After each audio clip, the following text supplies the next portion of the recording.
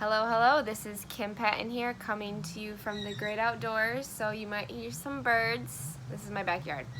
Today I am talking about a poet, and I'm going to talk about a few of his books. So this isn't necessarily a book review, as it is an author review, or more specifically a poet. You've heard me talk about him before. I've talked about him online, I've posted videos about interviewing him. I've been featured in a book that he published, so I talked about that book.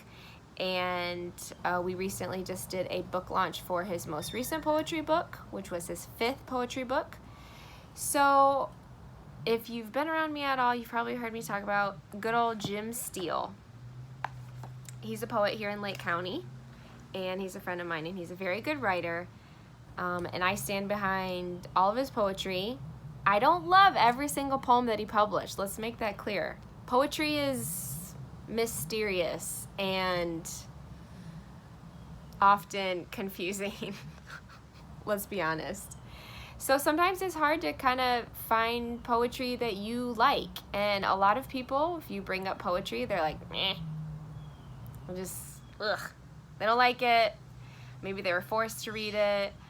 Maybe the cadence is not something that they are attracted to. Maybe they are confused and it feels too deep and it feels too cerebral, and I understand that completely because I haven't read a lot of poetry in my life for those same reasons. So I wouldn't say I'm a poetry convert because I don't read a lot of poetry still. But I love Jim Steele's poetry. Love it. I'm obsessed with it a little bit, so bear with me, because I'm going to try to explain why, but I'm also just going to tell you about his books that he's published, and maybe one of them will sound up your alley. And if you've never read poetry or you hate poetry, I'm not judging you. So do what you want with your life. But I think that maybe one of you or some of you will pick up his books and give it a try. So let's start from the top. 1,000 Paper Thoughts. This is his first poetry book. I read this after I read his more recent poetry. So I backtracked as soon as I read what he currently was putting out. I wanted to go back to the beginning. So this is his first. So it was lovely. There's lots of different types of poems in it. I would say it's maybe less organized than some of his later books because he learned just, the ins and outs of publishing, and he learned how to do things better, formatting wise and organizing wise. But the poems in here, there are some real gems. He was surprised actually when I said I liked it so much. He's like, that was my first book. That was like when I didn't know what I was doing. But it doesn't matter. When you're a poet, your words are your words and your style is your style. So even if you were new at it, or if you were just trying to get a grasp of how language worked and what you wanted to do, and the words were just kind of spilling out onto the page, I felt that it was the same essence of who Jim Steele, the poet, is.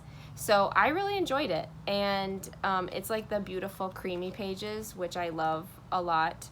And in the back, he talks about, I don't know if he talks about all of the poems, but it says here a few lines of backstory and trivia about each poem and the book itself. So yeah, he does talk about each poem, and I love the behind the scenes. So that's his first book, 1,000 Paper Thoughts.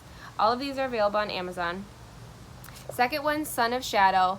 This is the one that really killed me because it's the book that I found the poem for my daughter before we adopted her. It was the Blue Whale poem. If you've heard me talk about that, it comes from this book. And I read this book, and all of the notes are from the first half of the book, which talks about the sun, and they're more hopeful and loving poems.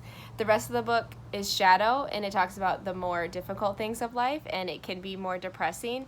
I didn't love those poems as much, like just attaching to them, like sentimental reasons. I didn't love those, but they were still good. They were still a good representation of what life is and what we deal with and what relationships are, and regret and anger and all of these human feelings that are the shadow part of life.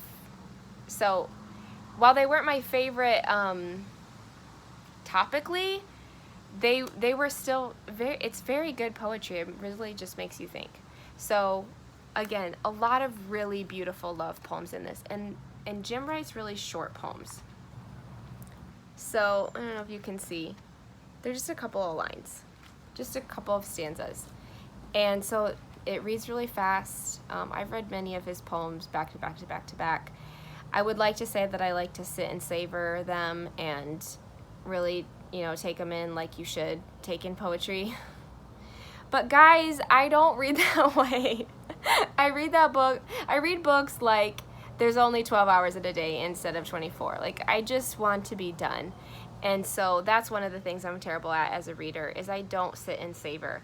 But his poetry, if I will savor anything, it would be his poetry. So I guess that's improvement. Next one is Awakening at Twilight. Same kind of poems as, I would say, 1,000 Paper Thoughts. The topics are broad, so lots of different topics. Love is one of his biggest topics. He has really good little love poems. He also talks a lot about regret. That's one of his big themes. So again, when you're reading his stuff, he's very human. He's very relatable. He'll say stuff that you're like, yeah, I know what it's like to make a mistake and feel really crappy.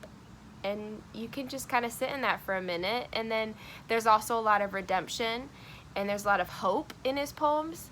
And like second love is also a big theme of, you know, making mistakes but then finding love again or finding hope again. So this is another good one.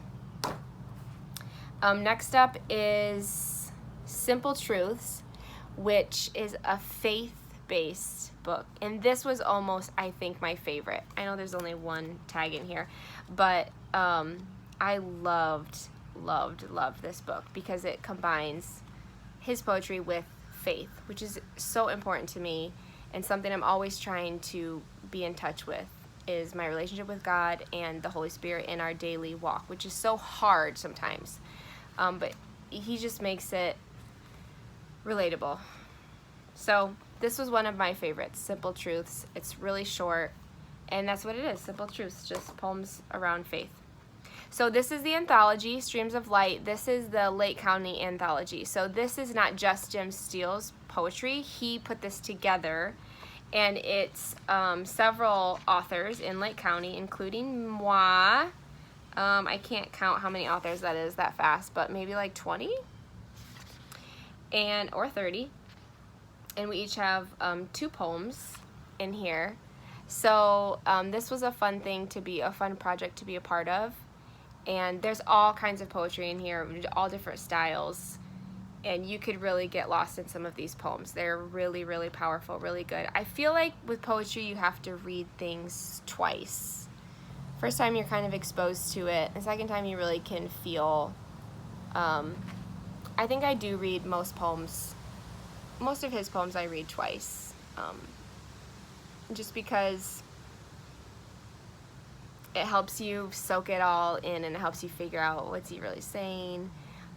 They are straightforward poems mostly, but it's just good to taste it a second time, especially if it's really good. If it's really good, I'll read it several times. Lastly, we have Facets. This is his most recent book. Again, this is broader topics, so this kind of covers everything. I really enjoyed this. He is getting better as a poet. The poems do improve. This is by far the most concise and cohesive, formatted book. He's definitely getting better as he's self-publishing, putting together, you know, his books. So he actually has a small company where he will help poets put together their poem books and release them on Amazon. And I can kind of see that. I can see how he's improving formatting wise and everything. And that's just small details. Who cares about formatting? But it does make a difference. So these are all available on Amazon. If I were to rank them, oof. Okay, so the first half of this, Sun, I would say that was my favorite. as these short poems about love. They get me every time. They get me right here. And I loved the sun part of this book, Sun and Shadow.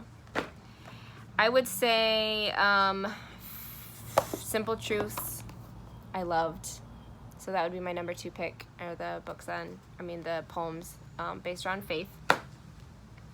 And then I would tie these 3 because I feel like they're all his broadly covering all of the topics that he writes about regularly. It's not really focused on any one thing, but they're all there's gems hidden in there, and when you find them, it's so worth it. It's just really enjoyable. His poems are not difficult. They're really not. He's just a simple guy, and he's just talking about being a simple guy.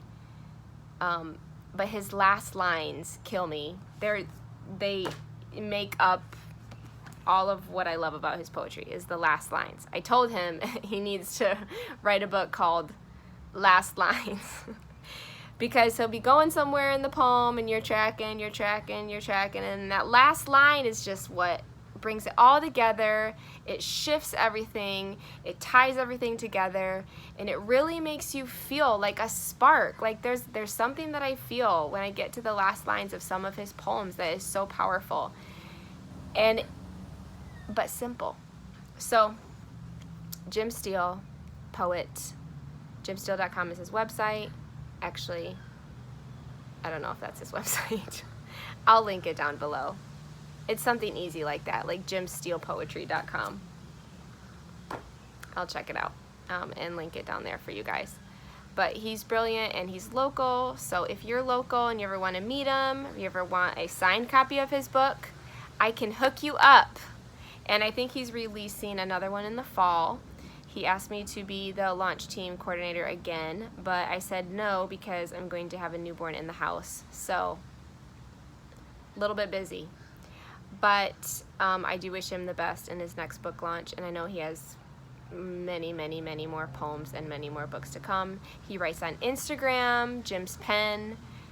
He's been featured on poetry, like Instagram poetry online. He's done interviews there, and I watched an interview where they were reading his poetry and they didn't know who he was, and the woman reading it just lost it. She couldn't even barely finish the poem. It was about a couple, and one of them was struggling with memory issues near the end of life, dementia, Alzheimer's, and the woman reading it reminded her of someone in her life, and she couldn't even barely finish the poem. She was crying, and it was very powerful. So that's the kind of impact his poetry has had on me, has had on others. People who don't even know him personally can read some of his poems and just connect with it. So I hope that you connect with it as well. And if you have never tried poetry, I hope that you will give it a try. And if you have any questions, let me know. So happy reading.